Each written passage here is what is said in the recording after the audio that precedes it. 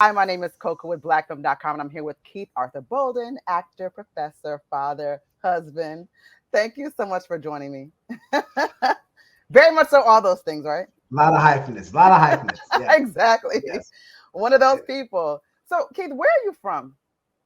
I'm from Los Angeles, Hmm. Inglewood specifically, where I spent Hmm. my formative years. But South Central, Crenshaw, and Jefferson, that area. Hmm. I Yep. think it's Yep. really interesting because you've chosen Atlanta as a home base, and naturally, people would think that you'd want to stay in LA as an actor, Hmm. but you've remained a working actor. What makes Atlanta such a good place for you to be?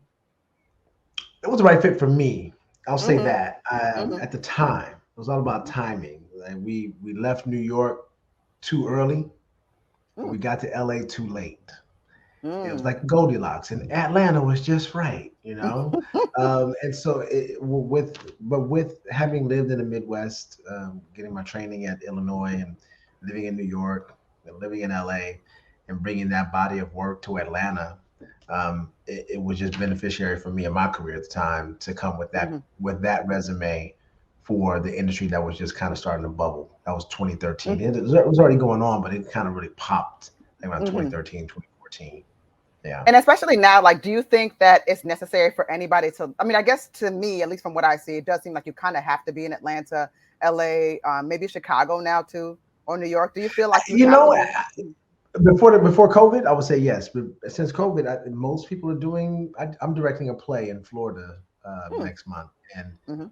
I did all my casting online, which is Mm. unheard of in theater. Mhm. So if theater is casting off of self tapes and Right. callback sessions on Zoom, um, because this is the apparatus that film and TV uses, right? So Mhm. it, this translates so much easier if you're auditioning self tape, Yeah. right? So I That's like to not. think that people would just live in Oklahoma and be booking. I think that's great. Yeah, that's great because sometimes people just like have a dollar and a dream, and it's like you just don't know the fear of the unknown. But it's really Right. good. Yeah, yeah. If you're able to do something without having to necessarily put yourself outside of whatever your element is. But Yeah. I think what's But you really know, but interesting. you know, Mhm. being Mm. uncomfortable is really important too. Being I uncomfortable, agree. because Mm-hmm. if you're not, then you become complacent, and then you stop working Mm-hmm. towards a goal. So I think always leaning into the discomfort will help you grow as an artist and as a person. Mm-hmm. That's true. That's Mhm. true. Now with you as well, 'cause I think it's so interesting. Again, the multi hyphenate. You're also an associate professor at Spelman. But I again, I am. want to I want to emphasize that you are a working actor and you continue to book, and that's what you do. But what makes you decide to give back and continue to teach students when you have essentially you're living your dream? Yeah. You know, it, it, there's nothing more gratifying than seeing a student get it Mm-hmm. and finding their superpower, right? Mm-hmm. Because a lot of them think they know who they are when they come here, and it takes this incubator takes 4 years to kind of leave with a better idea of who you Mm-hmm. are as a person. And Mm. then I always suggest that students go to graduate school so they can know who they are as this person, as this artist, right? Mm-hmm. It's kind of difficult to do it in undergrad at the same time because this is not a BFA program. It's not a professional training program. But Mm-hmm. what I am building, what we are building, are better humans, right? And if you're a better Mm-hmm. human, if you're more empathetic, you're going to be a better, more interesting artist because you're not just concerned about how you look. You're Ah, probably that's more concerned mhm. about how the other person looks and how the other person feels, and then you're not acting anymore. Now you're being. So Mm. when a student figures that out, that's payment. Yeah, That's that's payment. oh, that's excellent. Yeah, And yeah. I mean, I know with you, obviously, like you keep talking about like school and training, and these are very important to you. What do you think about like when you have conversations with people who don't think that it's important to do that kind of work? Like, oh, well, like they'll cast me or whatever, or they don't want to go to school, they don't want to go to acting class. I think that everybody eventually ends up in somebody's class. Okay. You might not get a degree, but you're in some sense or some set of training with Mm-hmm. peers, with self tapes, getting adjustments, even on set, learning while you're on set, or Yeah. going to an ongoing camera class or scene study class. You're always training. The best training ground is right outside your window. True. Watch people. And again, I'm going to always go back to empathy. If you start, I don't want to be cliche and say walk in another person's shoes, but if you ask that, what if, what if I was that person? What if I had to beg for money today? How would I feel about that? You start asking those questions, and then that person's not an object anymore. That person is now three-dimensional. That person has a backstory. They have a reason why they got up this morning to hit this particular corner and ask for money on this corner because it didn't hit last week. There's always more information to excavate, and so I just. Yeah, there's always some kind of training to take place. I think it's insulting to anybody who has trained or who's in this for it to say that they don't believe in classes. To tell me I don't believe in training is kind of an insult, because I've been trained and I'm training, and I'm always giving advice, So I think it's a misnomer and it's misleading for someone who's had a nice stroke of blessings. I don't want to call it luck, of blessings, to say I don't need that because those jobs are finite and you're only as good as your last job. And so what do you rely on when the work stops? Because it will. And so I can rely back on my training. I can come back to my family. I can come back to I can start back at ground zero and recreate myself. I want to build on what you just said about empathy. I know that you've talked about the importance of therapy and mental health. So what is it about therapy? I mean, I think it's great for anybody, even if therapy may not be something that somebody can formally do. I think it's great to at least be able to talk through things with people and have that somebody that you can sort of just speak through your issues or just your day to day. It's good to have that. But a person, an objection, a person who's objective is important. Somebody too close to the source, too close to the problem. You may be the problem. Can't really be objective, and so I'm a talker. I've never had a problem talking. But what theater did for me is it gave me kind of a formula on how to speak to people, how to use pronouns, how to listen, how to be an active listener, right? Like you just did. Yes, that active listening, right? You're an artist, right? So we do that because we're taking in that other person. And I think that I'm blessed to be in a profession that signs up for this every day. So have I been to therapy? Yes. But and I'm counseling students too all the time, right? So and I'm a director and I'm a father of 3. So I'm always talking to somebody. But it's so interesting that you brought up active listening because like you said, it's something that I have to think about. And like I may have like a framework in terms of questions that I want to ask somebody based on what I've researched on the person. But when the conversation goes, I mean, when you're having a fluid conversation with someone, let's speak to what's actually being said as opposed to, okay, so when did you do this? When did you do that? That's not where the convo is going. So I think you have a much more dynamic conversation when you're listening to someone and you can completely tell when somebody's just like not in it. I you know what I do, Coco? I take notes sometimes so I don't cut the other person off because I can go off on tangents and we've missed the entire point of the conversation because I'm talking about Timbuktu. So I try to say if they said something, I'll write it down so I can remember to say it. And if I don't remember it, then I guess it wasn't that important. But that's what they say.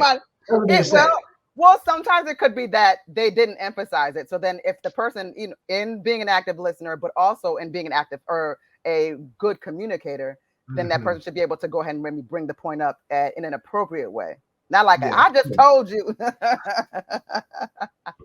You ain't listening. You might hear me tell you. No, but I want to talk about this play that you produced in 2021 with Black Lives Matter and focusing on the George Floyd murder. Let's talk about that because you do so much, and you're also while working at Spelman, you're associate director at the Lions Theater. What was that project? So Hands Up was a play that was commissioned by the National Black Theater in New York and Blackfest ran by the new Blackfest ran by Keith Joseph Atkins, and it was right after Mr. Green, and oh my God, Michael Brown. I'm sorry, he Mm-hmm. had on. I think it was green gown for high graduation. It was rather Michael Brown murder, assassination, and they commissioned seven playwrights or six playwrights at the time to write their own experience with police brutality and being under the guise or Mm. gaze of police brutality. And so these men wrote these plays, right? Different themes. It premiered and they did it. It was performed um, uh, kind of like at a lectern, and Mm-hmm. all the actors on stage at the time, and they came up and did their piece. And I saw them do it at the National Black Theater Festival in 2015. Mm-hmm. And then they got a little feedback that there should be a female voice because Sandra Bland was assassinated. So they added a Mm. female voice written by Nambi Kelly. And so I took that play and I said, this will be a fascinating play to do at college. It's just Mm-hmm. it's this 10-minute monologues, right? And so I brought it back here, self-produced it. Because I work at Spelman, though, I didn't want to just have one woman in it, Yeah. because I work at Spelman. It was not fair to have all these guys and then one woman. So Mm-hmm. I made the Nabi Kelly piece a trio, uh, Mm. three different women doing a kind of choreo poem telling the same story, but also it represents the expansiveness of the problem, right? These Mm-hmm. same story, different women, right, or Mm-hmm. different men too. And so we we did it. Excuse me. Yeah, everybody loved it. We ended up taking it to, long story short, to Alaska, to the Kennedy Center, Mm. Region 4. We took it to Memphis. And ultimately, the Alliance, long story short, got a hold of it, and they Mm-hmm. want to produce it in their season coming out of the reckoning and out of the pandemic. This was one of the first shows that they did. This was their opening back to the public. This is our Mm-hmm. program. This is where we stand. This is the voice. And so I co-directed that with a former student, Alexis Woodard, Mm-hmm. who is now in her first year at Yale, MFA directing. So Ah, the play meant a lot to me because we did it for 4 years too. I would do it every okay. year. Mm-hmm. And so when the Alliance got a hold of it, we had this big production. It was, Mm-hmm. I was very proud of us. Oh, I'll you say that. should be. Yeah, that's amazing. That's an amazing Yeah, accomplishment. And yeah. still, while you're still teaching, you're actually active in multiple projects right now. Bandit. Bandit up, coming out Friday. Up, Bandit. Yeah, I haven't seen it yet. I'm gonna see it on Wednesday. I'm excited to Oh, you see it. haven't. So you do that? Do you just go in the theater and just get amongst the people and get the same reaction, or It you like to do depends. it? It depends on if you're a producer on it, you're gonna see it before. I'm not a producer on this, right? Ah, I So see. but I've been in touch with the writer and the director all throughout the Mm-hmm. process this year, Mm-hmm. a year and a half now. Mm-hmm. Just about how it looks and how happy they are with it. I know I'm in the movie, and that was I know it was a dream to work with Mel Gibson, right? I can I only but know imagine. Yeah. I know he has his issues, but Yeah. for me, for me, Mel Gibson's one of those film actors, those camera actors that, like a Tom Cruise, right? I mean, these guys are Right. mega stars, but what they do, their ability to there's nobody like them who can do what they Right. do on camera. Mm-hmm. Mel Gibson has this vulnerability. I use this scene in the first Lethal Weapon Mm-hmm. where he's considering suicide. He's looking down a barrel of a gun, and it was like his first big American movie, right? Coming off Mm-hmm. of Mad Max and stuff. You could still hear his Australian accent, Mm-hmm. but he was so committed in that movie. He gets a bad flack because it's an action film, but it's Mm-hmm. really one of those good buddy male kind of bonding movies, which always get me. Mm-hmm. Anyway, Mm-hmm. Bandit, yes, Bandit. I play Diamond Dave Let- in Bandit. we can talk about you too. You talking about me? You talking about me? Let's talk about So, Diamond so Dave. I play Mel Gibson's Heavy. I play his Mm-hmm. henchman. Mm. Yeah. So I'm excited about it. It was a hot shoot down there in southern Georgia. Mm. Um, uh, uh, but being down in southern Georgia, there's a lot of politics, right? Right. Right. Not far from where Ahmaud Arbery was assassinated. Mm-hmm. And so, but I tell you, I get hope sometimes because I met some good people. You Mm. know, we didn't talk politics, and people bought dinner, and I bought drinks, and Mm-hmm. we talked about everything but the obvious thing that we probably didn't see eye to eye on. And Mm-hmm. it's just people trying to provide the best for their families the best they can. Mm-hmm. And so I think there was a mutual respect for what I do and how I showed up. Mm-hmm. And I think sometimes we just got to show up. So I got a little bit of hope being down there in Thomasville, Georgia during that time, because I'm glad you were yeah, able to do that. Yeah, to see that yeah, that it's yeah, possible. Yeah, yeah, it is. because maybe they saw something in you too that, and unfortunately, I have to use this kind of a word, but a humanity that they were not used to because they may not Yeah, even engage, right? So that was a great, I think, probably great for everybody involved in that yeah, sense. yeah. Hmm. It was great. It was great. It was great. So, Hmm. and you know, we acted, we pretended like we were in Canada because the movie's set in Canada. Oh, So a we're whole lot of putting the actors Canadian set movie with in an Thomasville, Georgia, Australian in in the middle of the Thomasville. summer. Huh? And I said with an Australian in Thomasville, Georgia. Right. Okay, Right. so we're talking about the dynamics and with people that there was, like you said, it's kind of like an unspoken conversation, and that there's a little bit of a tense nature to maybe being in certain areas, especially rural areas in the Yeah. United States when you're filming. But I think that's a perfect segue to talk about your work in the film Till as well. That's Mm. also coming out. Hmm. Yeah, yeah. You know, I'm really excited about this movie. So I'm start talking about somebody else. See, I, Hey, see, don't do I, that. I'm just a fan of. I'm a fan of good work, I think that's right? great. I think, yeah. I'm a Hmm. fan of it. I'm a fan of it. And so Hmm. when I'm on set or I'm watching the movie, I dream about people I want to work with. You know, and Hmm. there are tours. There are people who will look at a script or look at a moment and be technicians in front of the camera and not just Yeah. broad. You know, Hmm. their subtlety. So yeah, you know, I think I do period pieces pretty well. You think I've that's your thing? You can confidently say, you know what, that's what I do. I have a short film called The Inventor where I play Garrett Morgan, the inventor of the Hmm. gas mask and the traffic light, and I Mm. carry that. I was in Behind the Movement, the Rosa Parks Hmm. film. You know, Hmm. I lean into this movie, this role in Till quite Hmm. easily. The Hmm. mannerisms. Talk I, that I, talk. Hmm.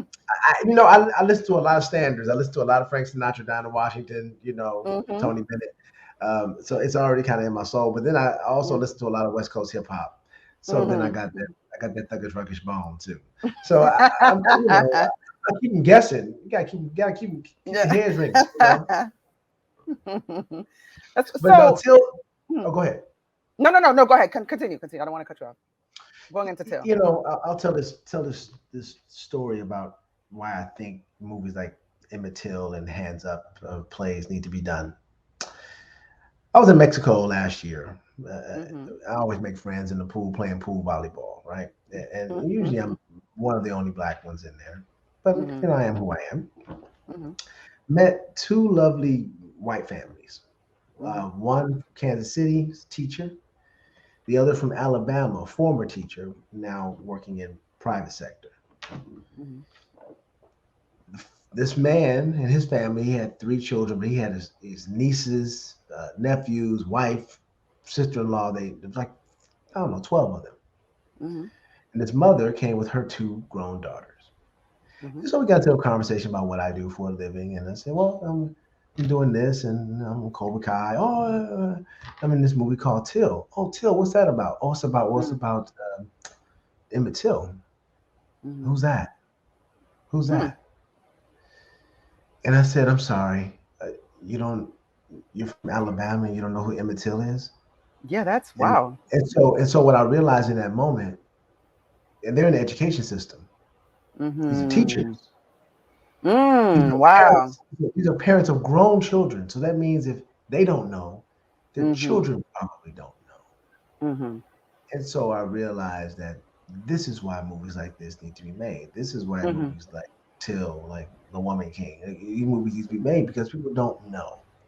Hmm. Every 3 years or so, we get an amazing movie about the Holocaust, so we don't forget. And it Hmm. usually is an Oscar contender. Needed. I will never forget the Hmm. Holocaust. but I Mm-hmm. don't even know about the African slave trade, Mm-hmm. right? I don't even know about it. Mm-hmm. So, so that's the importance of it. See, and it's interesting because, like, and you brought up The Woman King, and I can even use that as an example, and even going into Till, because the same thing is happening. I saw The Woman King. I thought it was an excellent film.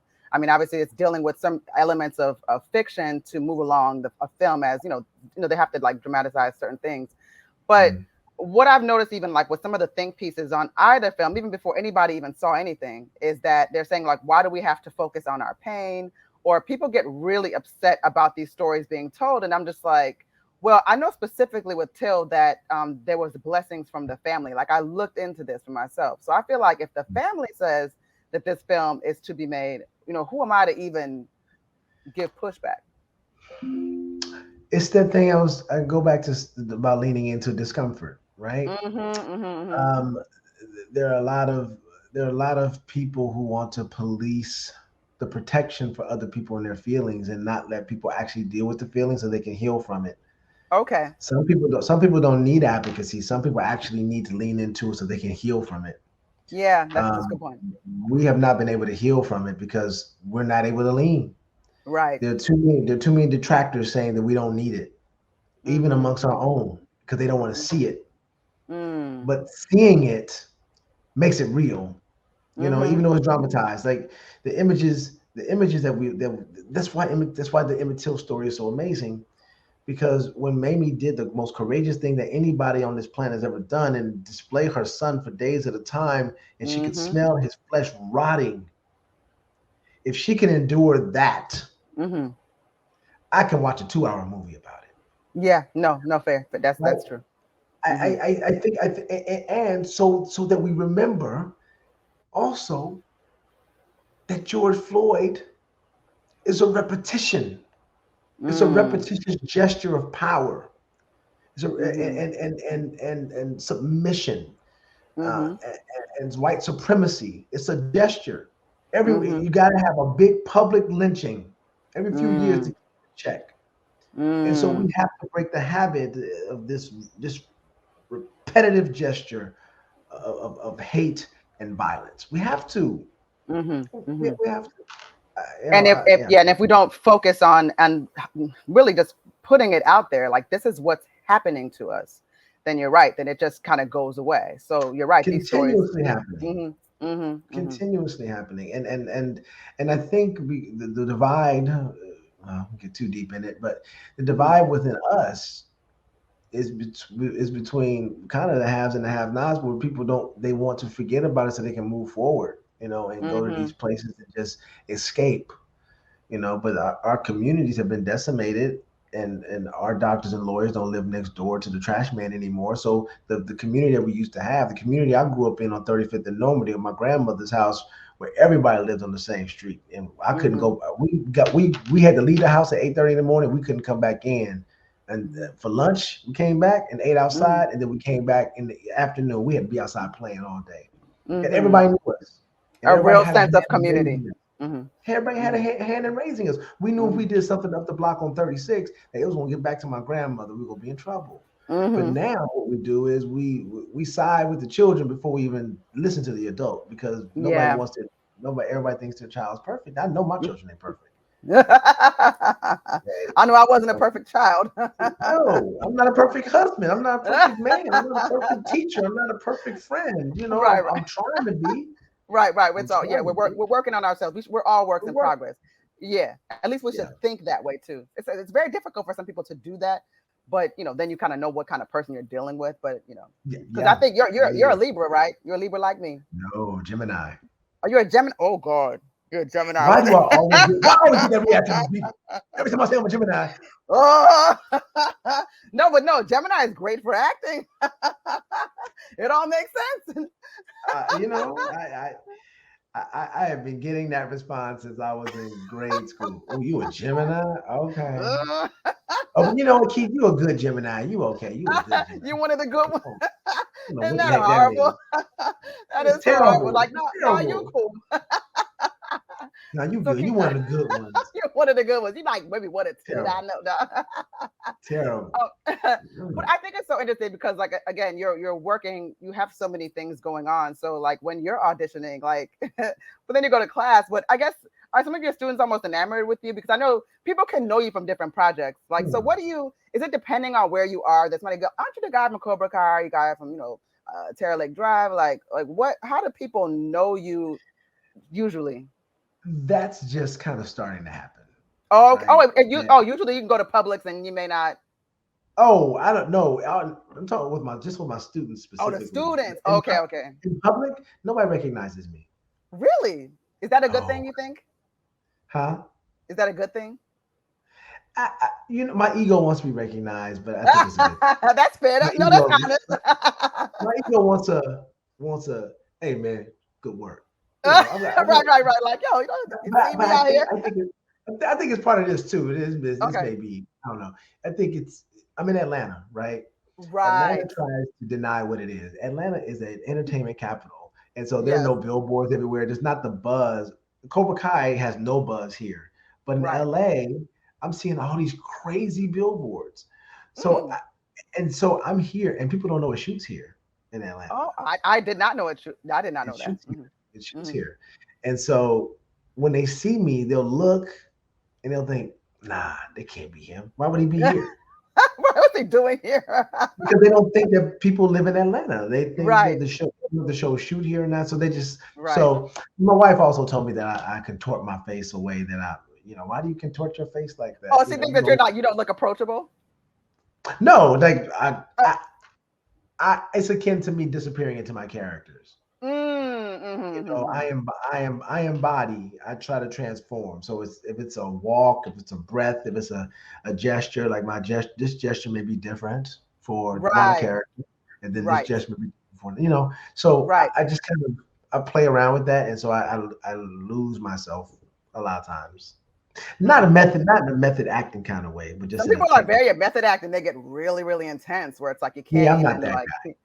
Yeah, it's funny because I was talking to one of your co-stars, Cynthia Bailey, and she was saying that while she was, she was a supermodel, of course, and I was like, "Girl, you was a supermodel," but she was saying that she had a kind of a on the, like an internship in a sense. We were playing around with the idea because I'm like, you were you were with Leon at that time, so she was like, I got to see like the acting, but one of the points that she made was like Leon would not snap out of his role, like for the Temptation, or was it Temptation, right? Yeah, playing David Ruffin, which is probably his best work. So yes, it's sense. Great, and it is something that people watch like every year. Like it's something that people it's tradition at this point. Everybody can, ain't nobody coming to see you, Otis. Like it's always something to talk. Ain't nobody coming to see you, Otis. Right.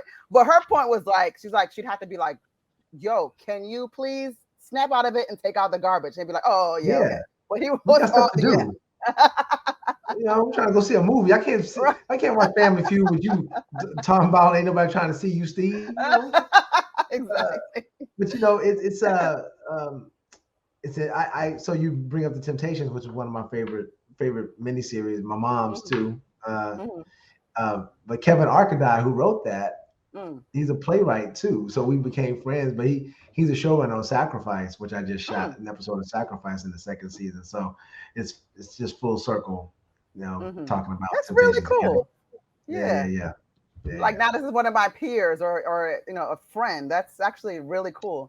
So is there anything that you have not done that you would like to do, like something that's kind of maybe more aspirational or just like a goal?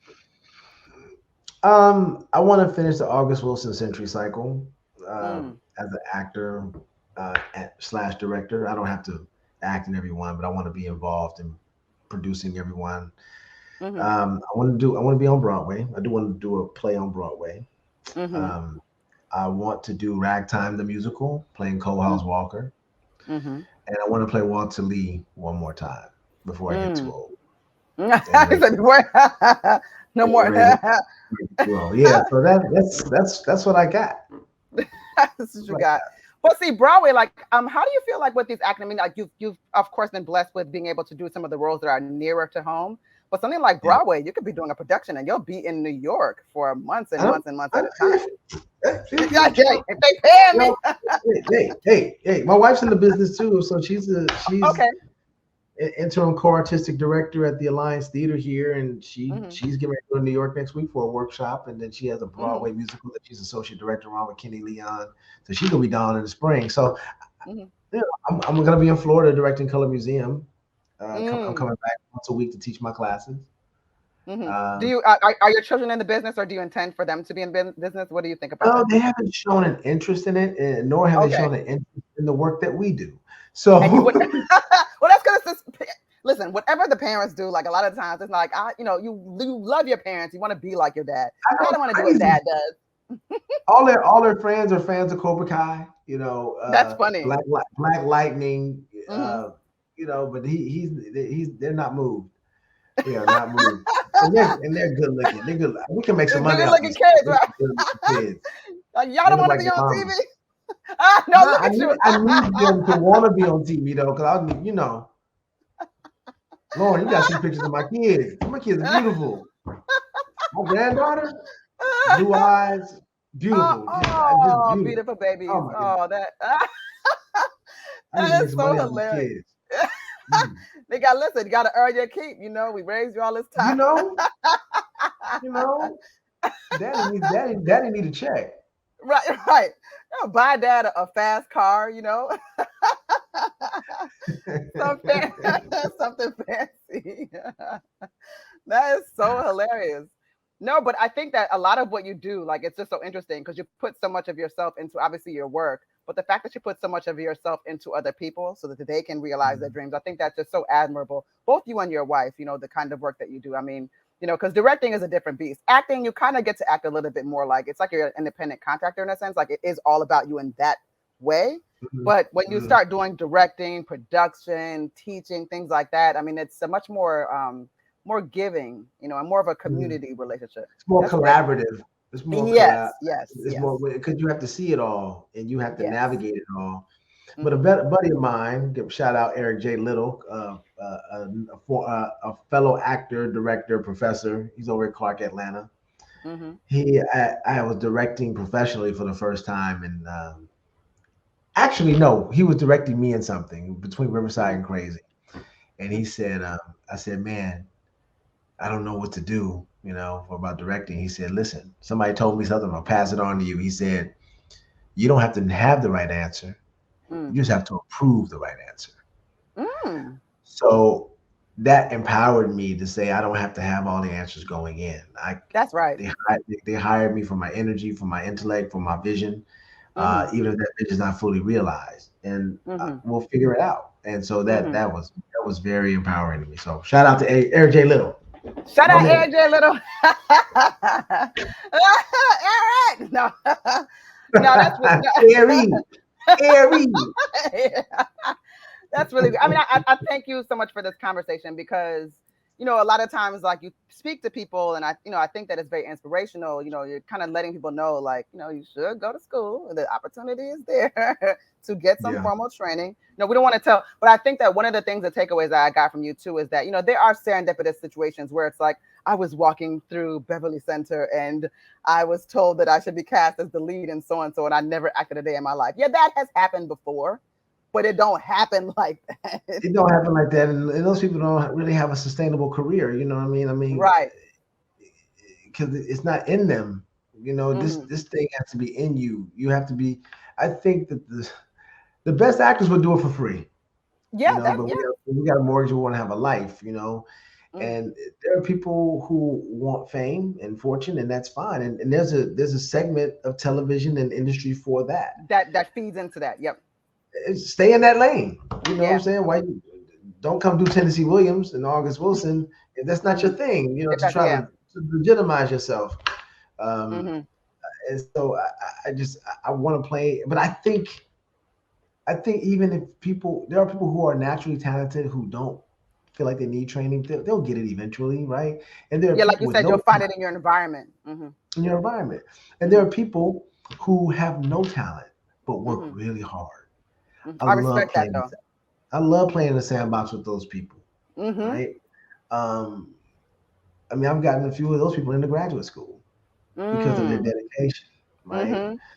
And they're coming out now and they're professional actors, right? They didn't think that I, they wanted to be. I respect those kinds of people, and I would much rather work with somebody that works hard and that tries than somebody that's arrogant. Right. Much more. Yeah, I mean, it's yeah. Me too. Like I know certain things can come easy, but if that person is trying, that's a much Yeah. better relationship for sure. For sure. Yeah. Mhm. Yeah. Yeah. Yeah. Mhm. Yeah. And I'll say one last thing is you know, there's a lot of moments that we skip over in life. Mhm. Uh, birthdays, holidays. Those are the big moments, right? The Mhm. big moments. But there are little Mhm. small moments.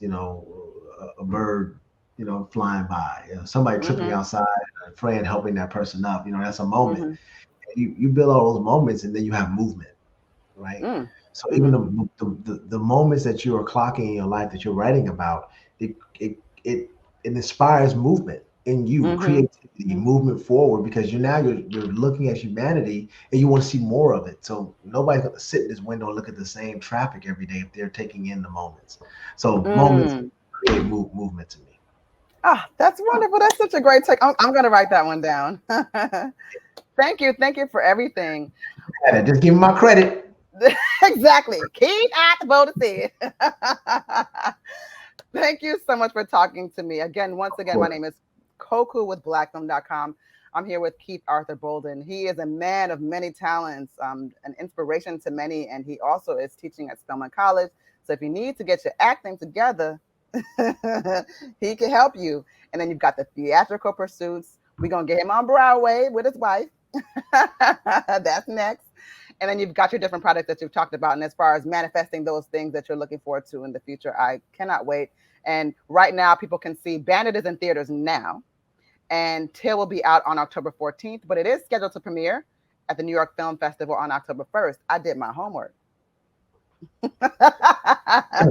See, you know more than me. Shoot. You're like, oh, for real? Check with his PR, like, oh, that's what's I happening. did, I did, I did see some clips of Till at the Martha's Vineyard African American Film Festival. Oh, you were there. With Okay. the Inventor, my short film, The Inventor, was featured. It's Hmm. beautiful. It's a beautiful Congratulations. film. Congratulations on everything, and thank you for Thank all the you, work that you do. It's inspirational for sure. thank Hmm. you, thank you. I And appreciate you. now, and let's get these kids on TV. If you see him, you're gonna be like, you're gonna be like, you wasting time. Like, You all know, right. they So that gotta they know want to what's be up. there. No, that's They true. gotta want to I be there. I think that's wonderful that you're not forcing them to do something they don't want to do. So that's that. I absolutely respect that because there's many kids that don't have a choice. So Yeah. that's great that if they want it, you're like, all right, cool. No, my kids still act shy in front of the camera, right? They want to take Oh, do pictures. they? They take pictures, but if you filming them, oh, There's where like, you yeah, stand? no. Some people freeze, yeah. Anybody got Some people time for that, freeze. son? Read these lines. Read these lines. Come on, do this self tape, son. Thank you so much, Keith. It was definitely a Thank pleasure you. and an honor to speak to you. And I'm looking All forward right. to seeing Till as well. And that's it's a great message. I'm glad the way that you put that because people need to know that these films are important. Yeah, Thank I you for agree. your time. Yeah, Thank thank you. you. If you want to see more content like this on blackfilm.com, make sure you like, subscribe, and ring that bell.